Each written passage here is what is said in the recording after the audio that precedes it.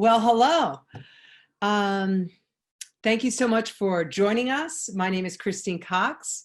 We are brand new at this, and sorry for the delay. It is wonderful to have you all here on this Zoom. This is a new reality that we're learning and growing in. And it's extraordinary that so many of our friends have taken the time to sign up and be with us. I am thrilled to have you all here. And I just want to say thank you so much for everyone, for all of your efforts to keep us here. And there's so many good things to share with you. And we're going to have an incredible artist spotlight, our first ever virtual. And I'm so thrilled to be sharing with you the incredible work of choreographer Rena Butler. Before we go into the programming, of course, I want to thank the amazing Wingcoat Foundation, the National Endowment for the Arts, the Glatfelter Family Foundation, Arthur Kaplan and Dwayne Perry, Charles and Joan Gross Family Foundation. They have helped bring Rena's piece to life, along with the amazing board of BalletX and our season sponsors, Janet and Jim Averill, Neil Krause, and Liz Snudson, and the incredible William Penn Foundation. So I would like to ask all of the dancers of BalletX to just click on in and let's see their beautiful faces and say hello to all of BalletX as they sign on in. Andy, Zach, Blake, Kylie, Ashley, Francesca, Skylar, Savannah, Stanley, Roderick, Sean, wonderful. All of you can see we have some new faces. Welcome, Ashley Simpson. Can you give a little wave? She just joined the company in May. And Savannah Green, who was one of our dance fellows, has just moved into the company. Welcome. And then Sean. Please welcome, he is our newest dance fellow, and we're just thrilled to be 12 strong. And Kylie Kwan, this is our last hurrah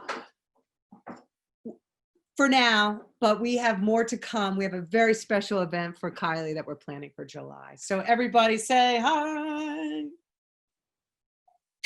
Okay, love you. We'll come back to the dancers, but I just wanted everybody to see them.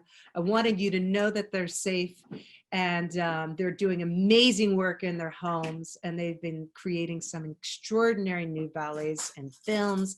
They're learning how to edit. It's incredible. You are all would be so proud, like I am, of all the great work that they're doing. So dancers, thank you. Love you. And please, everybody, let's welcome choreographer extraordinaire and dancer, Miss Rena Butler. Clap, clap, clap, clap. I'm gonna do an applause. Rena, hello.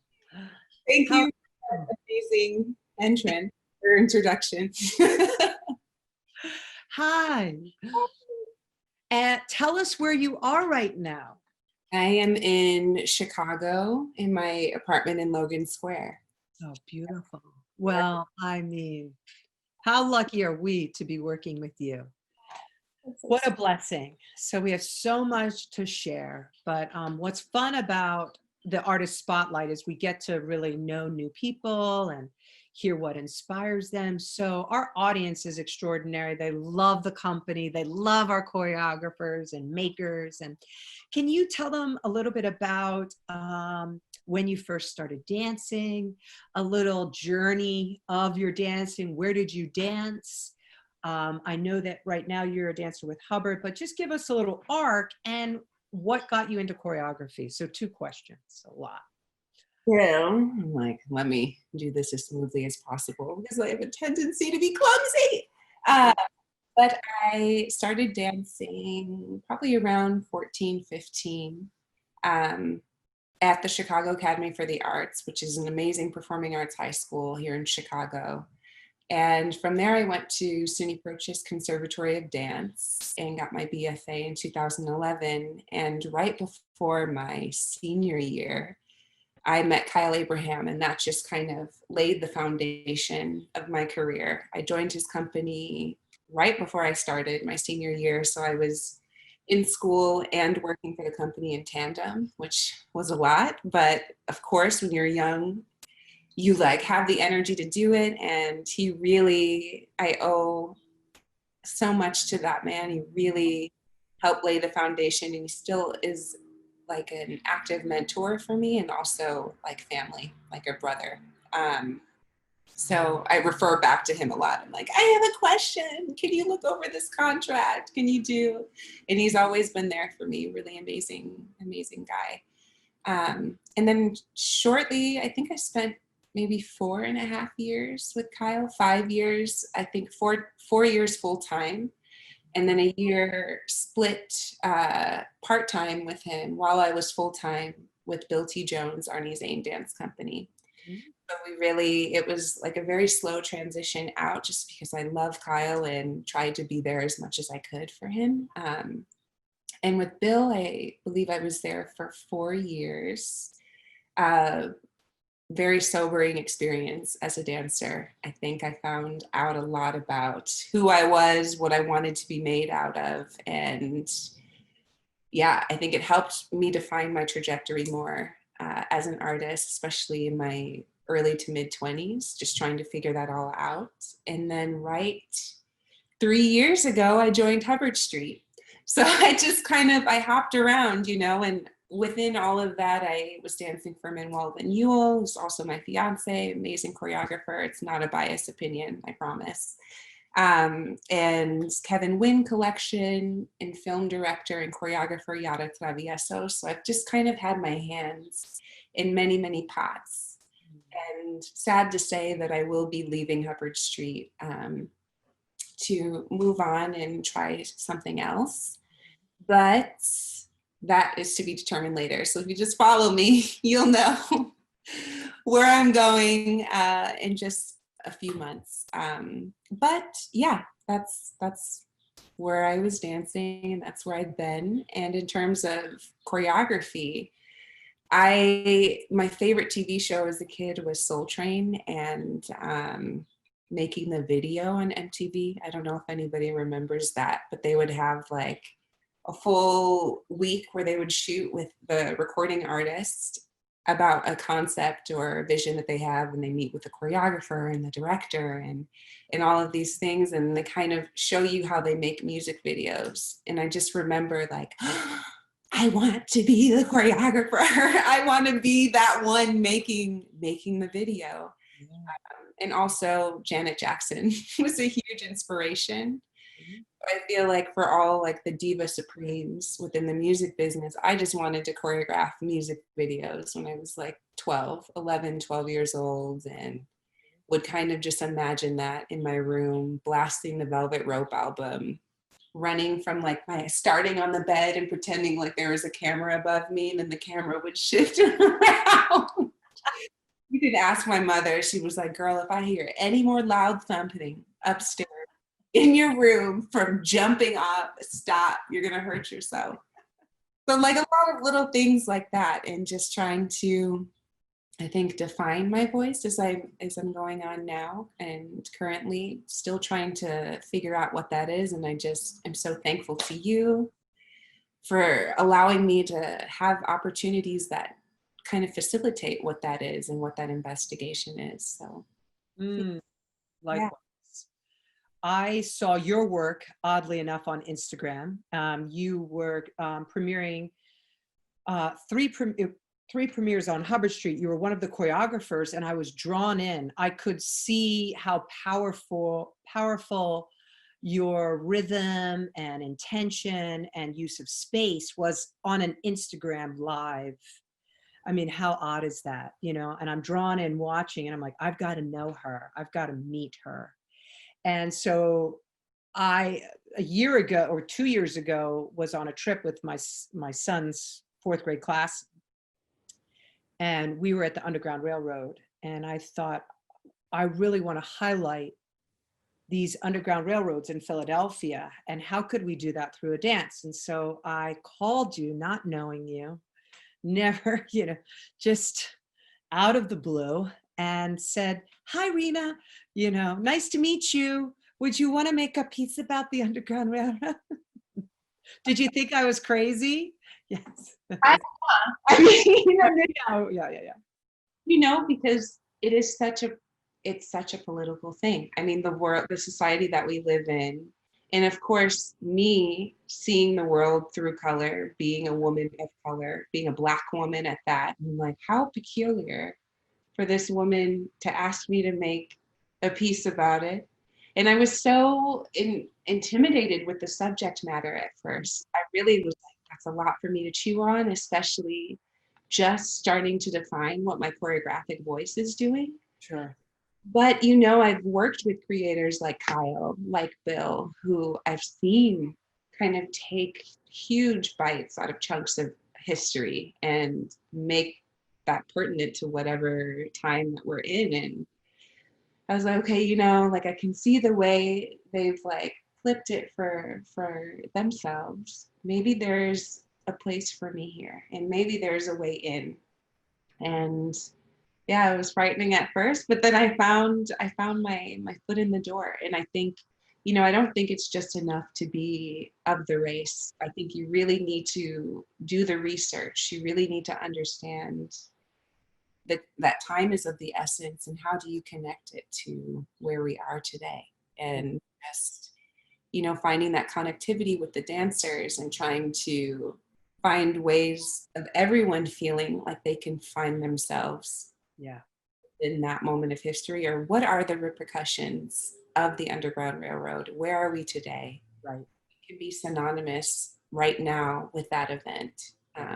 Asking myself a bunch of questions regarding that. Yeah. Yeah. And I really wanted to be sensitive and careful and not, you know, push you in any direction that was not something you could really feel completely a part of. And so I love that, that was sort of the starting point, right? The courage, the fear, the need for freedom. It was like we started there, but you could sew. And I love that you thought about how you could bring it right to 2000 when we talked 18, 19, and now 20. So tell us, so here we are, BalletX goes into, the whole world goes into isolation. We go into our creative planning. You and the other choreographers on the bill have been so incredible. Penny Saunders, Kylie Kwan, in being flexible and sort of how do we do this moving forward? And so we started with the Guggenheim Works in Process inviting us to do a video, right? So that kind of got us onto Zoom and making. The dancers have been back at work since the beginning of May. So talk a little bit about how you've been working with the dancers and developing your piece through Zoom. Well, it's interesting because I had never met anyone except for Stan at the Princess Grace Awards last November. And it really was like I was watching as much footage as I could of your company through like YouTube or on the website, and kind of being stalkerish and like looking everybody up to know like what did it feel for everyone. Especially because Hubbard Street had already been in the practices of Zoom. I kind of knew more or less how things worked regarding like breakout rooms or like the system of Zoom. So I felt a little bit like, okay, I have some footing on this, but I don't know the dancers. So we did begin with, I think I started with Rod and Stan just to get a feel for them. And we started, I think, Roderick was at his mother's house in North Carolina. I think it's North Carolina. I'm sorry, Roderick, if I got it wrong. But we started building the material there, but lots of discussions about, okay, what does it feel to be, I just kept throwing out questions like, what does it feel to be a Black man in this time? And this was like pre-protests, Ahmaud Arbery, like all of that, and those conversations were difficult. And then we opened them up to the entire company. And I remember our first discussion was 2.5, 3 hours. Mm. And you just like really allowing each dancer to kind of process and contribute in their own way, wherever they're at, how they view it, how they see it. And I kind of prompted them to check out source material. Like I made this long kind of excessive email about how we can find our way into the subject matter. So we were watching movies like Unorthodox, like the act of just running, whether it's away from something or towards something. So it was really like, okay, Unorthodox was a movie. Queen and Slim is a really big influence for me. If no one else is familiar, Queen and Slim, co-directed by Lena Waithe, and the other name is escaping me now, but it is a modern day parallel of what the Underground Railroad is.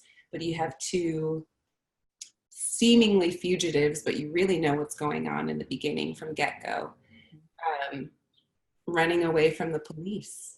Mm.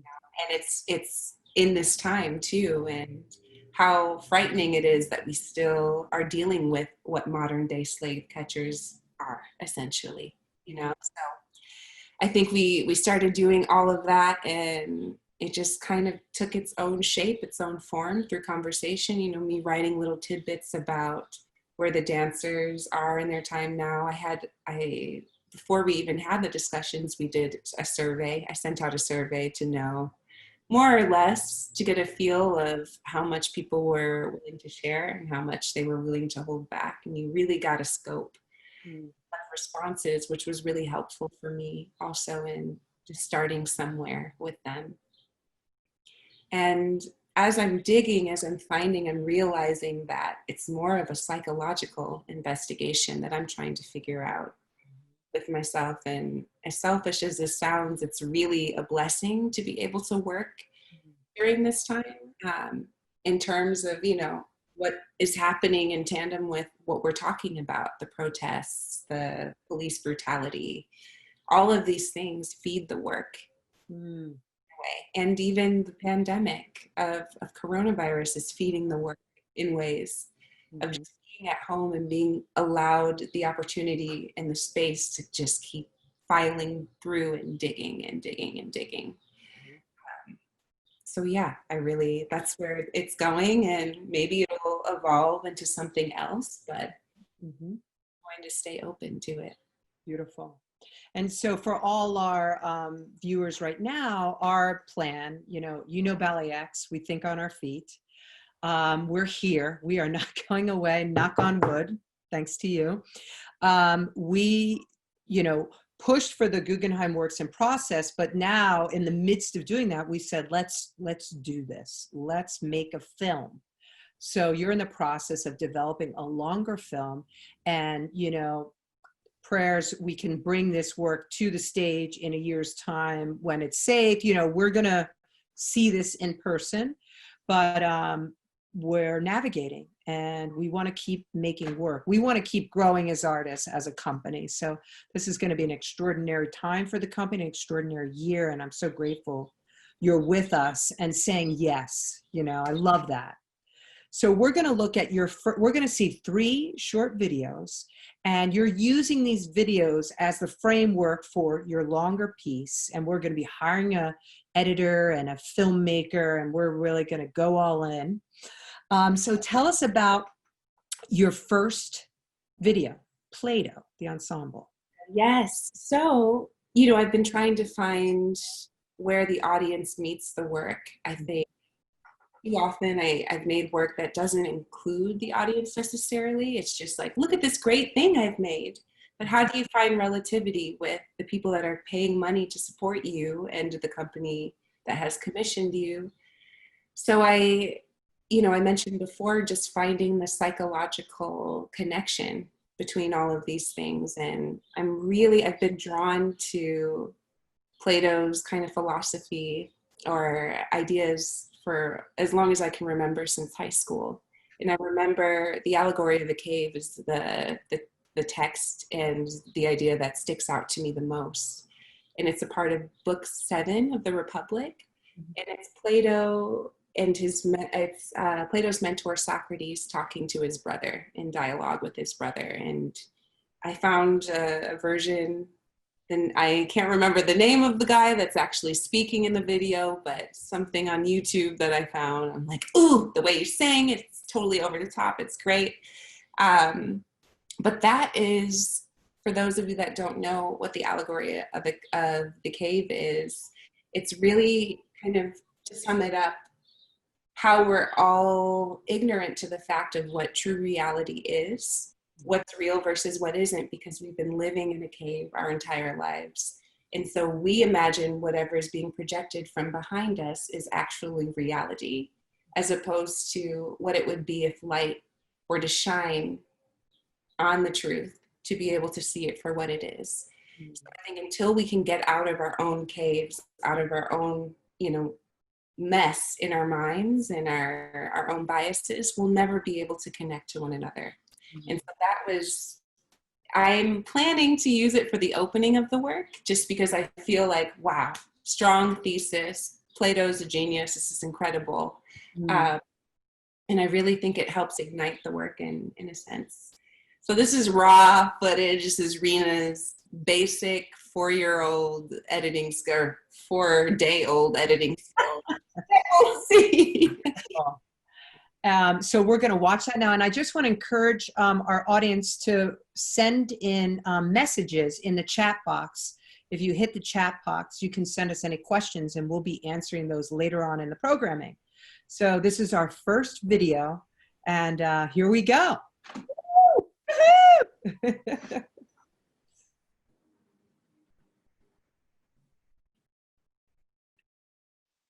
And now, I said, let me show in a figure how far our nature is enlightened or unenlightened. Behold, human beings living in an underground den, which has a mouth open towards the light and reaching all along the den. Here they have been from their childhood, and have their legs and necks chained, so that they cannot move and can only see before them, being prevented by the chains from turning round their heads. Above and behind them a fire is blazing at a distance, and between the fire and the prisoners there is a raised way. And you will see, if you look, how a low wall built along the way, like the screen which marionette players have in front of them, over which they show the puppets. I see. And do you see, I said, men passing along the wall carrying all sorts of vessels and statues and figures of animals made of wood and stone and various materials which appear over the wall? Some of them are talking, others silent. You have shown me a strange image, and they are strange prisoners. Like ourselves, I replied, and they see only their own shadows, or the shadows of one another, which the fire throws on the opposite wall of the cave. True, he said. How could they see anything but the shadows if they were never allowed to move their heads? And of the objects which are being carried in like manner, they would only see the shadows? Yes, he said. And if they were able to converse with one another, would they not suppose that they were naming what was actually before them? Very true.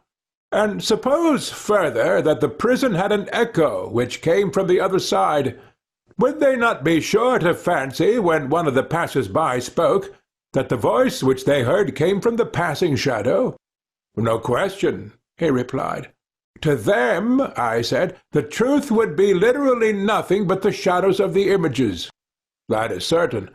And now look again, and see what will naturally follow if the prisoners are released and disabused of their error. At first, when any of them is liberated and compelled suddenly to stand up and turn his neck round and walk and look towards the light, he will suffer sharp pains. The glare will distress him, and he will be unable to see the realities of which in his former state he had seen the shadows.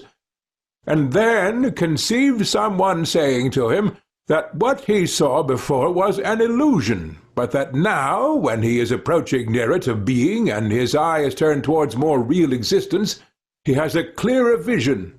What will be his reply?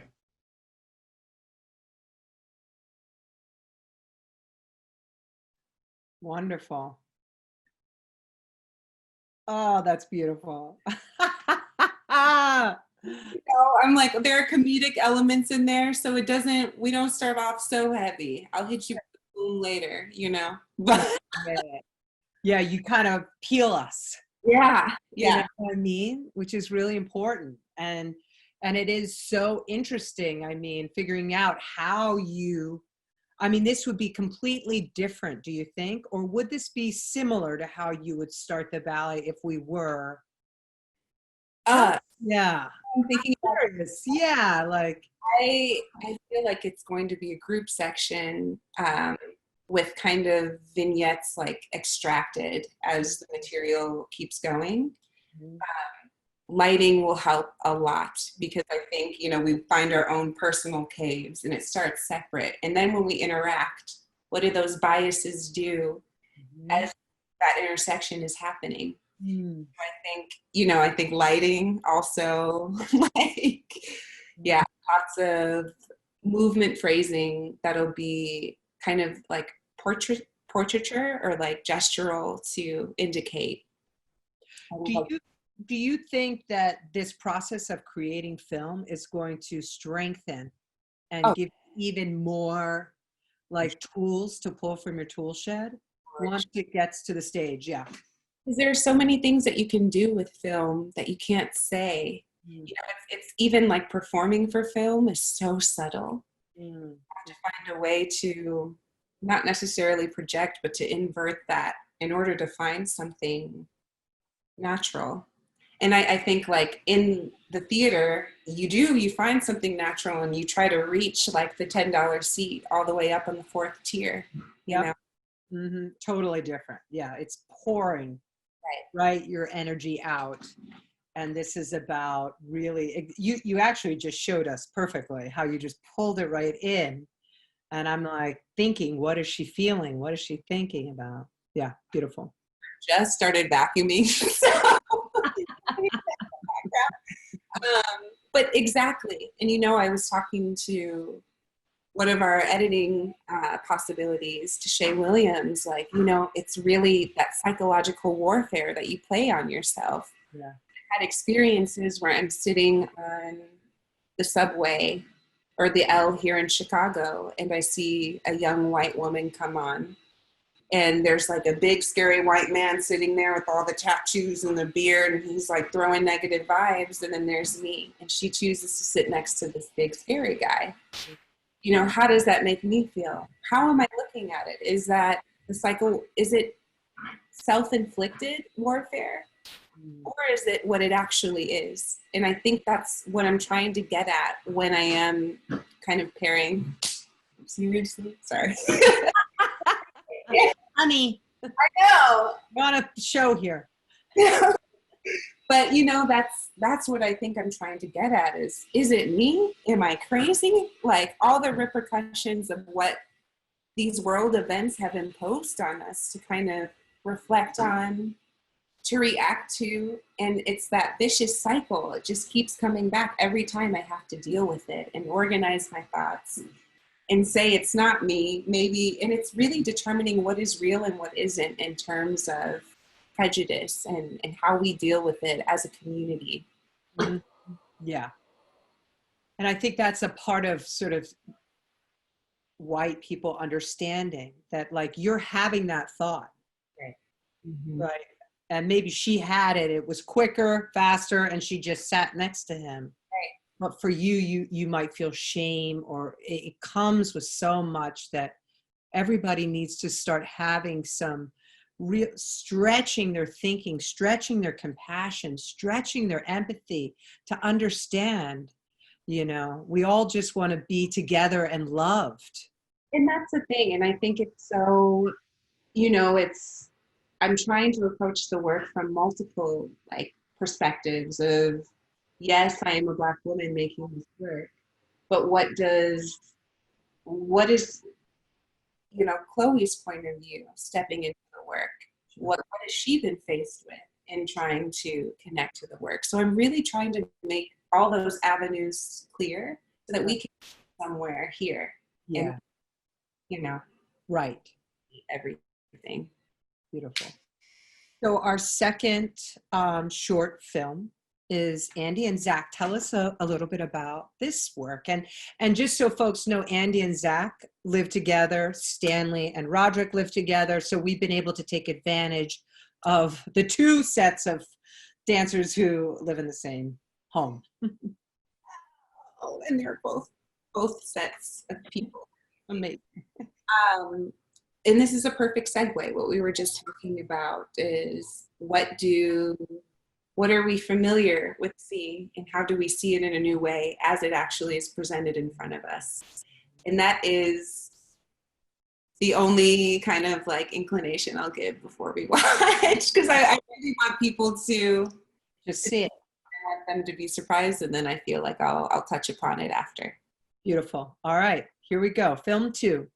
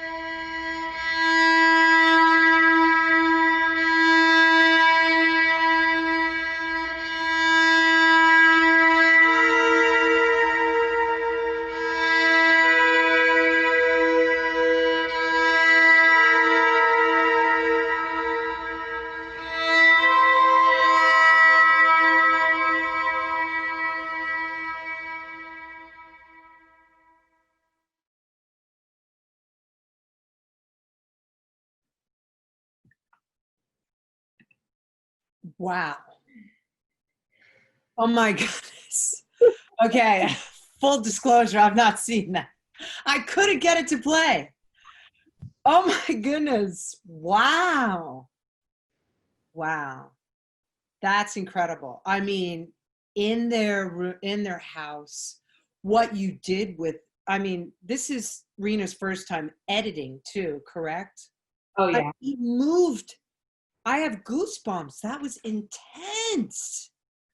Thank you. Oh my goodness, that was incredible. So tell us, intention, composer, is that? That's Daryl. This is kind of a track in place as Daryl builds off of this track. This was from the Netflix film. Okay. And it was like, I'm a horror film fanatic. So I was really trying to go for like a Hitchcocky feel thing. Sure. But no, so it really, you know, what we talked about before, like, what are we seeing? What is the familiar way of looking at something?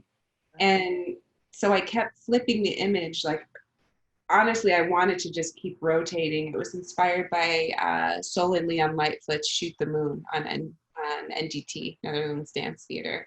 That rotating room that just keeps keeps going. But in this context, like I really wanted to use it in kind of the follow through or the confirmation of that Plato ideology of like, are we seeing things for what they are? Or are we trying to askew them to accommodate what we're used to seeing?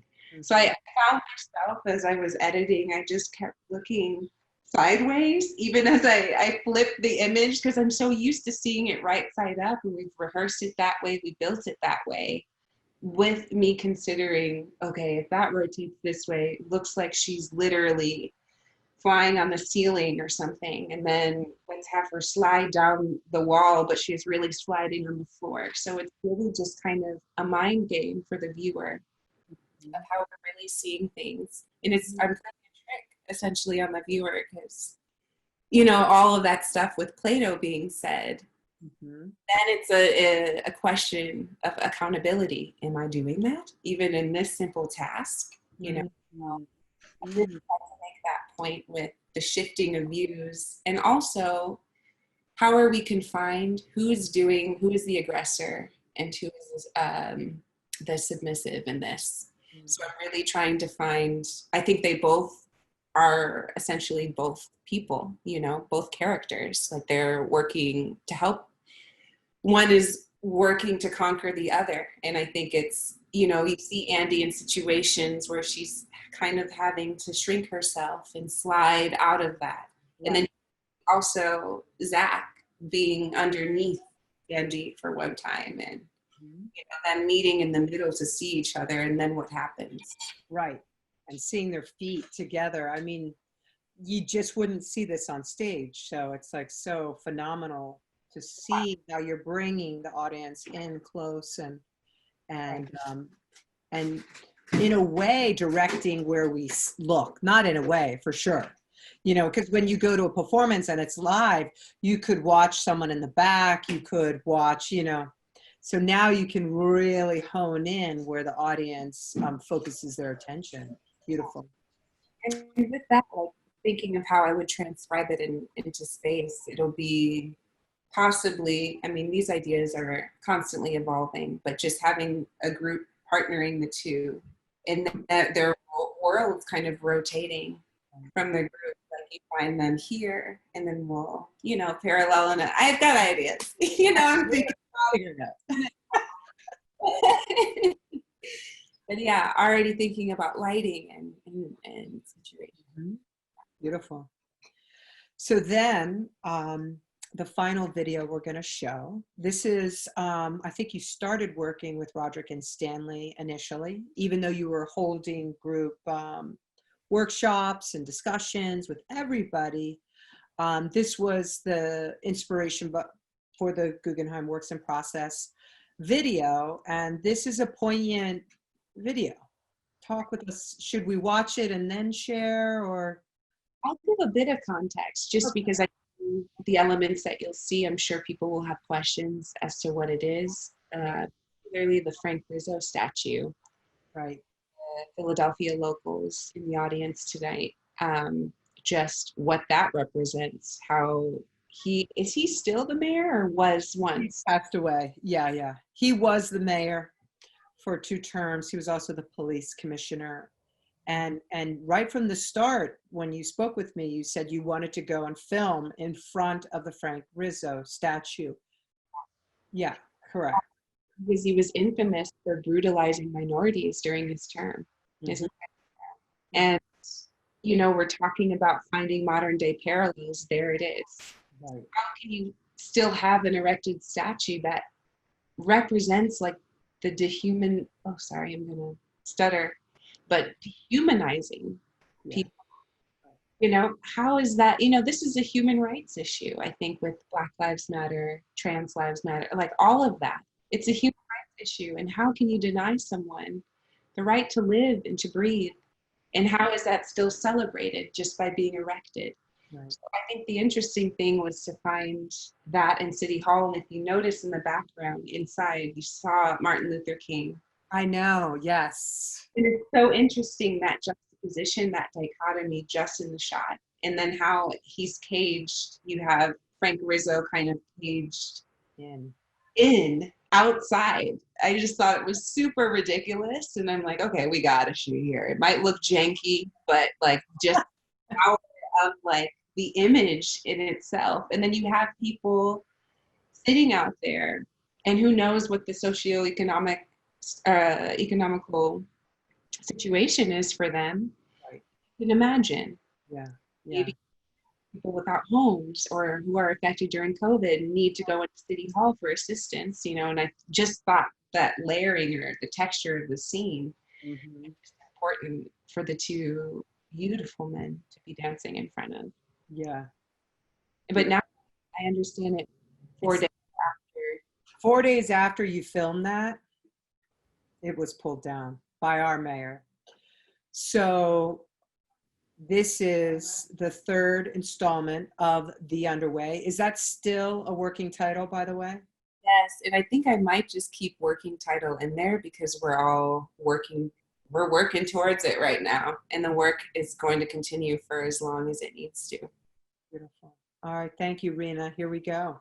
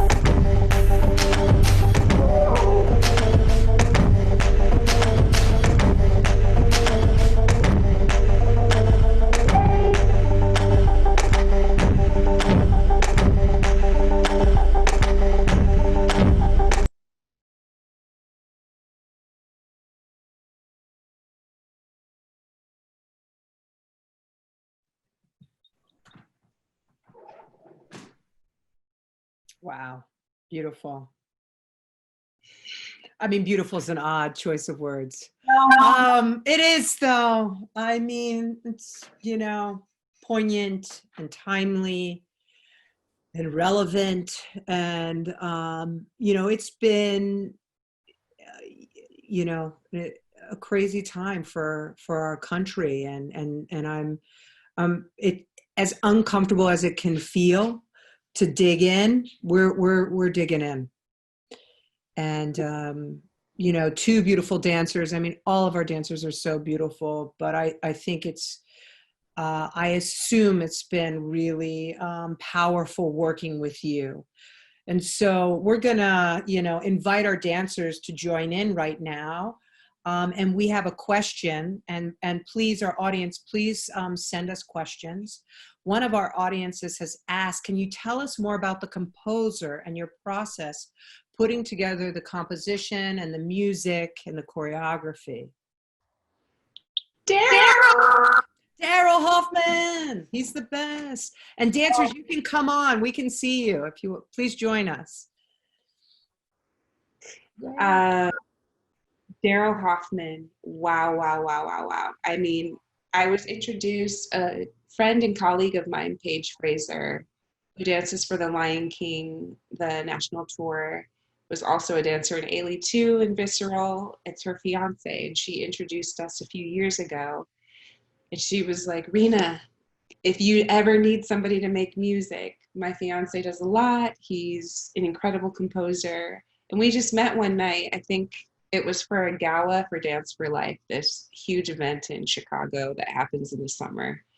I was drunk off of so many vodka martinis, and somehow I still managed to write his number down in my phone. And so agreed to a few commissions I had coming up. And I mean, Daryl is humble and expansive, like has such a mind, and really open to just learning and growing. I think as a composer for dance, I think he's made his own beats and his own music, but I know for a long time he wasn't making for dance. And so it was really interesting to just kind of grow alongside of him in terms of where my choreography is right now and where his music is, and how we kind of fuel each other and keep uplifting each other in that regard. And just incredible. I can give him, in terms of this work in particular, I told him that I was reading The Underground Railroad by Colston Whitehead, who won a Pulitzer Prize for it, also just won another Pulitzer Prize for his follow-up novel this year, like a month or two ago, which I thought was incredible. And so I was like, this passage, I'm really into it, something eerie, but whatever you feel, just respond to it musically. And he would send gems and just drop those beats like it was hot. And I was like, I was so, I'm just enamored with him and all he does, because he brings me to the next level. And I have to meet the choreography wherever he goes. Yeah. I mean, and in all truth, it was his music that drew me in with your choreography. Yeah. Like it was your rhythm. It was the choices that you made rhythmically in your steps that were obviously inspired by his choreography. So we have a great question for Rod and Stan. Can you tell us more about filming in front of the Frank Rizzo statue? Did you know about his history? I'm sure you guys spoke about it. Did it have any meaning for you?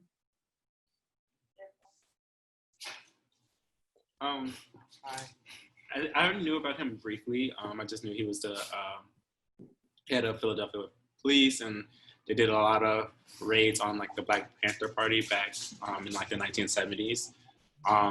So just filming in front of it, it was, especially with because by the time that we filmed, there was a cage around it. Sorry. So it was just a moment in time of, we're really doing this work in front of so much history and so much space that encompasses like our lives, and like just being an African American like man or a human, just doing it in front of the statue was kind of just mind-boggling a little bit for me personally. Yeah, just kind of to piggyback off of that, I think the entire process, creating this duet and the even like the day of and hours prior before we even got to be on site there, and to actually just be in the space in Philly and to just think of, things that are actually existing like within our community and the things that we're experiencing now. I just think it was really, it was almost like an outer body experience, but to experience that, to take it on site, to perform it, and then to see it, and now for the statue to not be removed is just almost this like negative space that I feel like we feel it in a way, which is just so interesting and just so nice to experience that through art. And I think a lot of the times, like the moments that we're researching, and especially within this piece, it was just nice to actually feel it tangibly connect, and especially to see it on video. And just during this time, it's just an incredible thing all around. To piggyback, just us during the piece and like the spacious time, and to not know that it will be taken away that quickly after we filmed it. It kind of feels like not a weight kind of lifted, like we've done something good for our cause in a way. Yeah, we would have never thought that was coming down. Crazy. Thanks, guys. Andy and Zach, there's a question for you. How did you film yourselves in your home, and how has it been rehearsing there? Fantastic, right? Take it away. Yeah, it's been a little hard, but we basically we just ran it a bunch of times in we set it up. We don't have a like iPhone tripod thing, so we use like spam cans to hold my phone up on a table, and then we ran it once from one perspective. We picked out moments in it and did some close-ups, and we just kind of moved the table with the spam cans around. But yeah, that's basically. Yeah. Doing some great work too. Andy, you're now editing, and Zach, all of you are just really exploring and doing some great new stretching of your own skill set. So we'll be showing some of Zach's work later in the weeks, and Andy's been filming and editing. All of you are doing, and everybody, you're all doing new cool things. So it's no surprise, right, that you're BalletX dancers. There's a question for Rena. What is the significance of the shirt stretching with both Rod, Stanley, Andy, and Zach? When I get nervous, I pull on my clothes a lot. So it really is coming from that, but also to tie it back to just the exploration of what that Play-Doh text is, and how I feel like,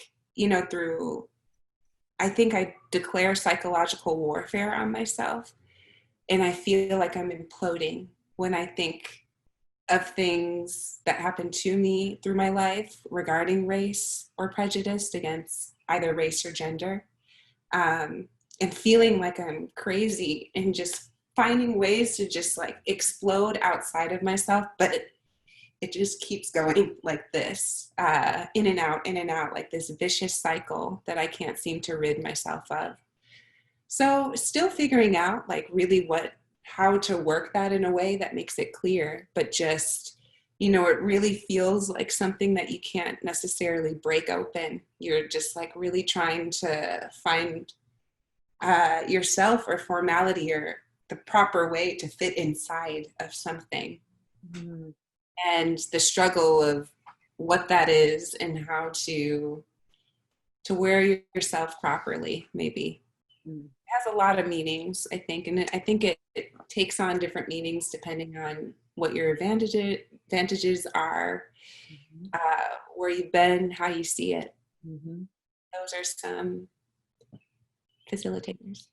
Another question to Rena. How is it different creating to music versus spoken word? It depends. I love creating to spoken word because I think I love inflections in voices. I love cadence. I love alliteration. Hyperbole, all those things that can really clearly be outlined just through the text itself. And music, I think, is also something else. For me, it's like it feels like really full-bodied and bombastic, even if it is something quiet and soft. But I do feel like words, I don't know, am I answering this correctly? There's no correct answer. No, you did. It's awesome. Yeah, but the words, I feel like it just clarifies my point without me actually having to do much other than like little gestural things. Perhaps. I really don't know the answer to that because I love doing both. Mm-hmm. Extraordinary. I'm going to just ask a question. Ashley moved here from Florida, and we haven't even gotten to connect with you. We can't wait for you to meet everybody in the audience. And how's Philly so far? Oh, Philly is great. I love it here already. I love the city life and seeing you guys every day. That's been making my days every day. So it's been really fun. Even though we're not together, it's been a really great time so far. Great. And Sean, were you surprised when I invited you to come in a little bit early? Yeah, I was a little surprised. I was very happy. Sean wasn't supposed to start until September, but I was like, come on, Sean, come on under. Let's make our family bigger. And Savannah, are you excited about Dancing with the Company? I know you've been working hard up there in the mountains. Yeah, I mean, it's been so nice. I spent a year growing, and now I have my place within the group, and it's really special even through screens. Yeah. Well, I want to thank everybody. I miss you, Skylar and Francesca and Blake and Kylie, and I miss you guys so much. I know our audiences miss you as well. And Rena, thank you so much for sharing your heart and soul with us, for agreeing to do this project, and just for all your courage and honesty. This is about honest moving forward and sharing in love. And that's what the beauty of art is, that we get to share in love and we get to share different voices together. So I love you guys. Again, I want to thank everybody for joining us tonight. We have so many exciting things happening. We don't even know what to tell you because there's just so much happening. We are not chilling out. We are working hard. And I don't think you guys could be any more proud of what these dancers are doing and how much they're digging in and sharing. And so thanks everybody for joining. Thank you, BalletX staff and team. Thank you, dancers. Thank you, Rena. Go ahead. Say your goodbye. I just wanted to send a special thank you to the dancers and to my assistant, Craig Black, because I think we found incredible cohesion and growth within ourselves with our conversations and release and vulnerability and strength in that itself. So I really just want to send a special thank you because the work wouldn't be what it is without your investment. I really appreciate it. Thank you. All right. And special thanks to Tara Keating for all her hard work. Yes, and she's filming. Again, we're going to leave. And my children. So lots of love to everybody. Thank you so much for joining us. Have a great night. Bye.